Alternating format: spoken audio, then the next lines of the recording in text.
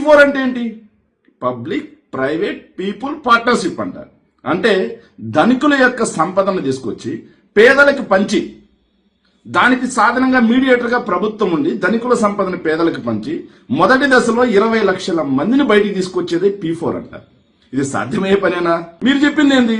సంపద సృష్టించి పేదలను బయటికి తీసుకొస్తున్నారు. ఈ రోజు ఏం చెప్తా ఉన్నారు?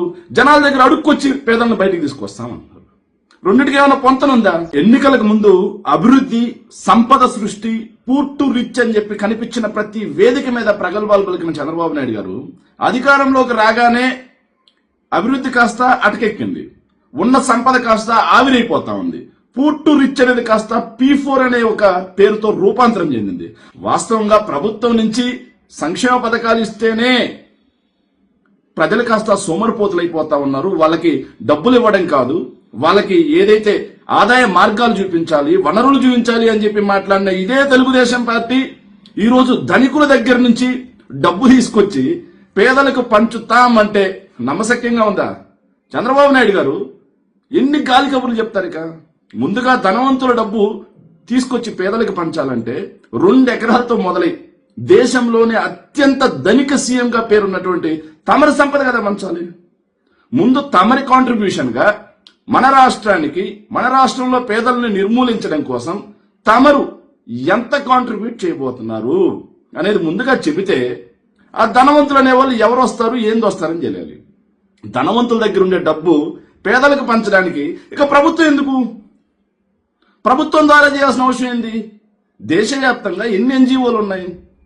దేశవ్యాప్తంగా ఇలా ఏదైతే వాళ్ళకే వాళ్ళు చారిటీలు పెట్టుకొని చేసే వాళ్ళు ఎంతమంది ఉన్నారు? వాళ్ళు ప్రభుత్వం ద్వారా ఎందుకు ఇవ్వాలి? ఇదే పూర్ టు రిచ్ అంటే, ఇదే తమరి పెట్టాల ద్వారా మాటలంటే ఇది సాధ్యమయ్యే పనేనా?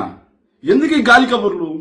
జగన్మోహన్ రెడ్డి గారు ఏ రోజు మీలాగా ఎన్నికలకు ముందు ప్రగల్భాలు పలకలా, ఎన్నికల తర్వాత మేము చేయలేము అని చెప్పేసి కరోనా లాంటి కష్టకాలాలు వచ్చినా సరే భేద ఏడుపులు కూడా ఏడవల.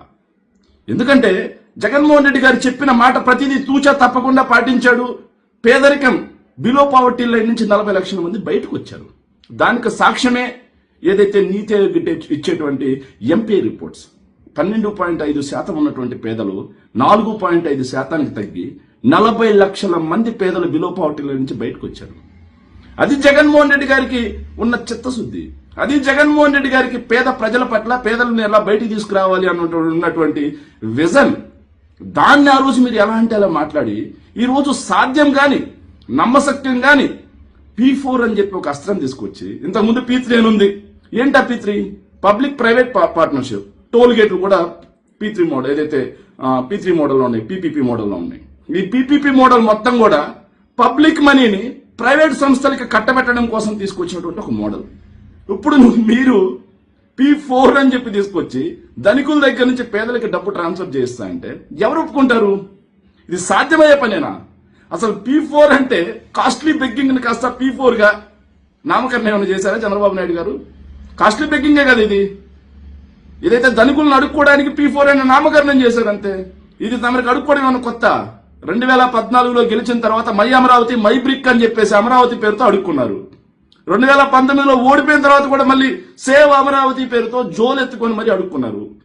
ఇప్పుడు కాస్త మళ్ళీ P4 అనే పేరుతో మళ్ళీ అడుక్కుంటున్నారా? అడుక్కోవడం కోసం అధికారం ఇచ్చింది ప్రజలు.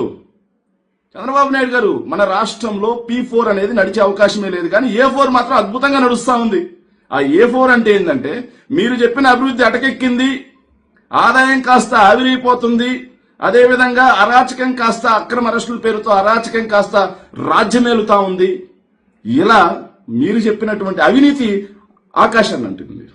ఈ A4 సర్వే నడుస్తా ఉంది తప్పిస్తే, A4 విధానం నడుస్తుంది తప్పిస్తే P4 విధానం నడిచే అవకాశమే లేదు. చంద్రబాబు నాయుడు గారు, దయచేసి మళ్ళీ చెప్తున్నా, ఇలాంటి గాలి కబుర్లు ఈనాడు జమానాలో అయిపోయాయి. ఇప్పుడు మొత్తం ప్రతి ఒక్కరూ కూడా గూగుల్ చూస్తా ఉన్నారు. ఈ P4 సర్వేలు, G4 సర్వేలతో రాష్ట్ర ప్రజలను మభ్య పెడదామంటే, ఇచ్చిన సంక్షేమ పథకాలు ఏమి హామీలు చేయము అంటే, మీరు చెప్పిన అభివృద్ధి కాస్త ఆవిరి చేస్తామంటే, సంపదను ఆవిరి చేస్తామంటే రాష్ట్ర ప్రజలు ఊరుకునే పరిస్థితి లేదు. కాబట్టి మీకు మంచి ఒక ఫాలోవర్ గా, మీ మీద అత్యంత ఇష్టుడిగా ఓ మంచి సలహా చెప్తున్నాను సార్. మీ వయసు రీత్యా మీరు రాజకీయాల నుంచి తప్పుకొని ముఖ్యమంత్రి పదవికి రాజీనామా చేసుకుని ఇంట్లో కూర్చొని రామకృష్ణ అనుకుంటే మీకున్న కొద్దో గొప్ప పేరైనా ఉంటుంది, కానీ లేకపోతే రాష్ట్ర ప్రజలందరూ కూడా మూకుమ్మడిగా మిమ్మల్ని చీకొట్టక తప్పదు. ఎందుకంటే ఎన్నికలకు ముందు తమరు చెప్పింది ఏంటి, ఎన్నికల తర్వాత తమరు చేస్తుంది ఏంటి?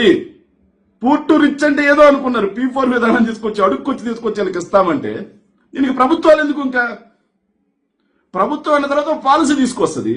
ఆ పాలసీ ద్వారా పేదలకు ఏ విధంగా లబ్ధి చేరుస్తాం, పేదలకు సంక్షేమ పథకాల లేకపోతే అభివృద్ధి ఫలాలను వాళ్ళకి ఎలా అంట చేస్తాం? మీరు చెప్పింది ఏంది? సంపద సృష్టించి పేదలను బయటికి తీసుకొస్తున్నారు. ఈ రోజు ఏం చెప్తా ఉన్నారు? జనాల దగ్గర అడుక్కొచ్చి పేదలను బయటికి తీసుకొస్తామన్నారు. రెండింటికి ఏమైనా పొంతనుందా? ఇది అయ్యే పనేనా చంద్రబాబు నాయుడు గారు? కాబట్టి మళ్ళీ చెప్తున్నాం, రాజీనామా చేసి ఇంట్లో కూర్చొని రామకృష్ణ అనుకుంటే కొద్దో గొప్ప పరువు కాస్త నిలబడుతుంది. Thank you.